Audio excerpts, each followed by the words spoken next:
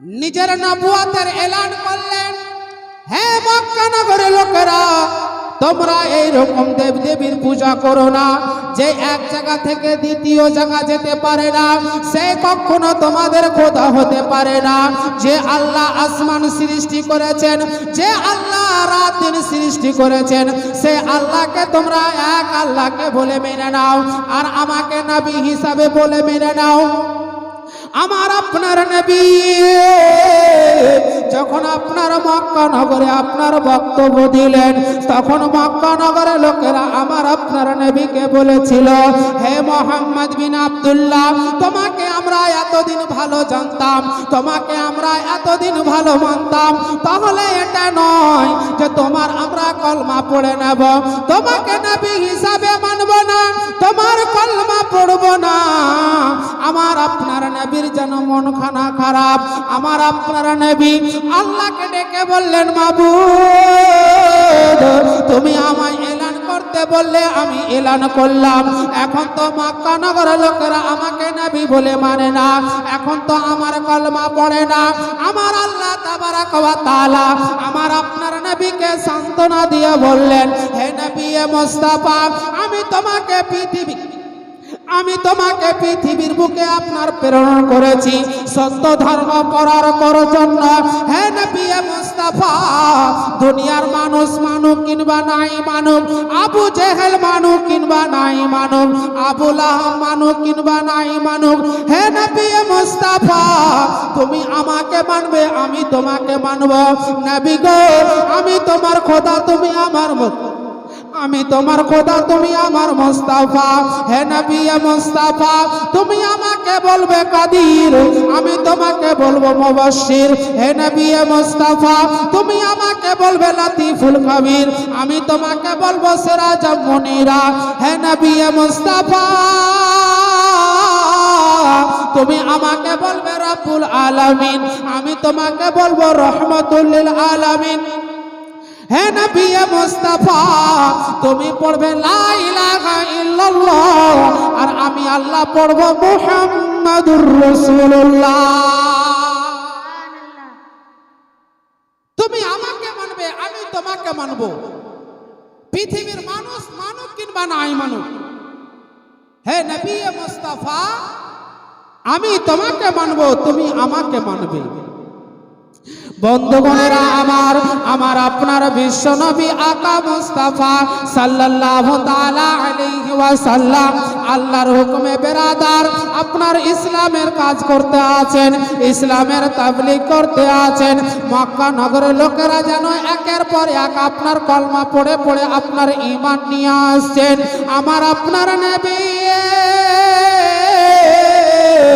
একদিন আল্লাহ তাবারাক ওয়া তাআলার কাছে দোয়া করলেন, বাবা যেন আমার আপনার বিশ্ব নবী দোয়া করলেন, ইয়া রাব্বুল আলামিন, যদি তাহিয়াতুল কালবি আপনার কলমা পড়ে ঈমান নিয়ে আসেন, আমার মুসলমানদের সংখ্যা বেশি হবে, আমার কলমা প্রচার করতে আমার সুবিধা হবে। কারণ তাহিয়াতুল কালবি বংশধরের মধ্যে আপনার অনেক লোক রয়েছেন। কিতাব লেখক লেখেন, বেরাদার, তাহিয়াতুল কালবির আপনার আফরাদের মধ্যে তার আপনার আন্ডারে এক এক করে আপনার 700 আপনার লোক ছিল। আমার আপনার নবী আল্লাহ তাবারাক ওয়া তাআলার কাছে দোয়া করলেন, আমার মহান রব্বুল আলামিন আল্লাহ তাবারাক ওয়া তাআলা আমার আপনার বিশ্ব নবীর দোয়াখানা কবুল করলেন।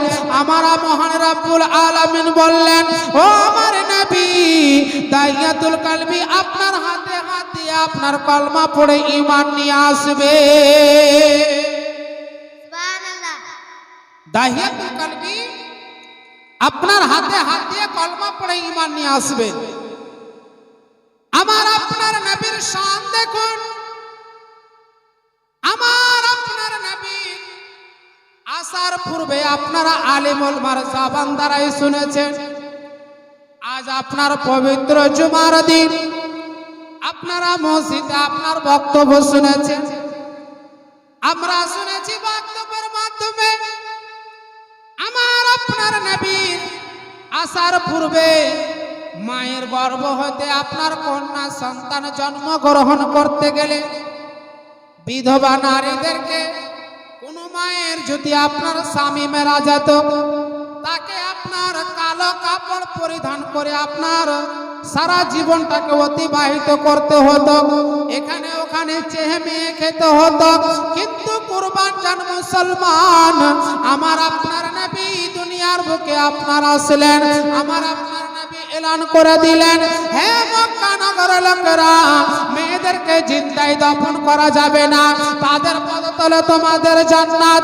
আমার আপনার নবী নিজের জবান দ্বারাই বলেন, যেই বাড়িতে আপনার এক এক করে আপনার 3টি কন্যা সন্তান জন্মগ্রহণ করিবে, আমার আপনার বিশ্বনবী আকা মুস্তাফা সাল্লাল্লাহু তাআলা আলাইহি ওয়াসাল্লাম নিজের জবান দ্বারাই বলেন, বেরাদার, যেই বাড়িতে আপনার এক এক করে আপনার 3টি কন্যা সন্তান জন্মগ্রহণ করিবে, ওই 3টি সন্তানকে যদি আপনার শরীয়তের আহকাম ও আরকান আপনি শিক্ষা দিতে পারেন, আর যদি আপনি পর্দার মধ্যে আপনি লালন পালন করতে পারেন, আমার আপনার নবী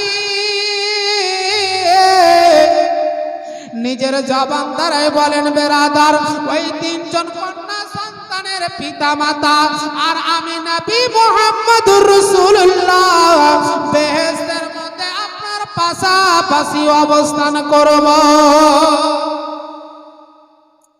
কিন্তু আমরা মেয়ে হতে গেলে আমরা মাথাটাকে ভারী করে নিই, প্রথম মেয়ে হবে ভালো, দ্বিতীয় মেয়ে হবে ভালো, কিন্তু 3টা মেয়ে হয়ে যায়, তাহলে দেখা যায় বহুর উপরে আমরা অত্যাচার করি, বেটার আমরা অত্যাচার করি। এমন দেখেছি বেরাদার, তাকে আপনার আলাদা করে দেওয়া হয়েছে। কিন্তু কুরবান জান মুসলমান, আমার আপনার নবী রহমাতুল লিল আলামিন বেরাদার নিজের জবান দ্বারাই বললেন, হে মক্কা নগরের লোকেরা, মেয়েদেরকে জিন্দায় দফন করা যাবে না, তাদেরকে জিন্দায় দফন করার জন্য তারা দুনিয়ার বুকে জন্মগ্রহণ করেননি, তাদেরকে লালন পালন করবে, তাদের খিদমত করবে, তাদের পদতলে তোমাদের জান্নাত। সুবহানাল্লাহ। আমার আপনার নবী জনাবে মুহাম্মদুর রাসূলুল্লাহ, আপনার কি বলবো বাপজিরা, আমার আপনার বিশ্বনবী আকা মুস্তাফা সাল্লাল্লাহু তাআলা আলাইহি ওয়াসাল্লাম আল্লাহ তাবারাক ওয়া তাআলার কাছে দোয়া করলেন।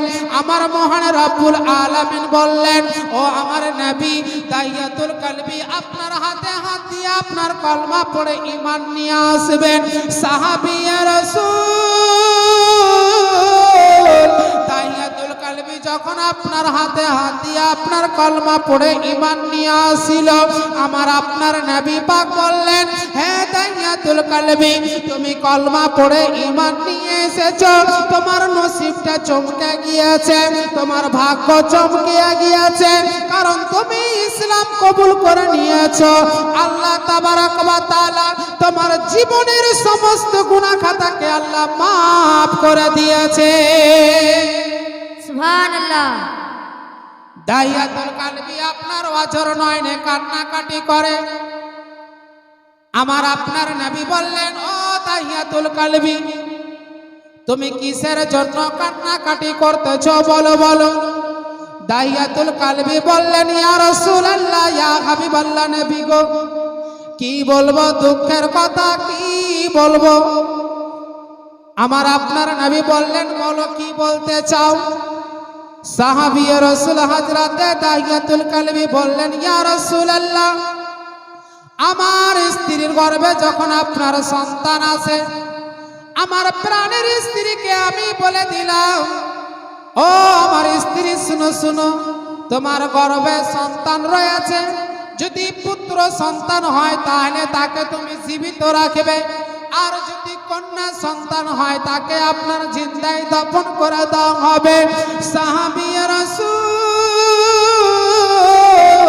ওয়াজর নয়নে কান্নাকাটি করে বলেন, ইয়া রাসূলুল্লাহ, ইয়া হাবিবাল্লাহ, নবী গো, আমার স্ত্রীকে এই বলার পরে যখন আমি বিদেশে কাজকর্ম করার জন্য আমি চলে গেলাম গো নবী। দীর্ঘ কয়েক বছর অতিবাহিত করার পরে যখন আমি বাড়ি ফিরে আসলাম গো নবী,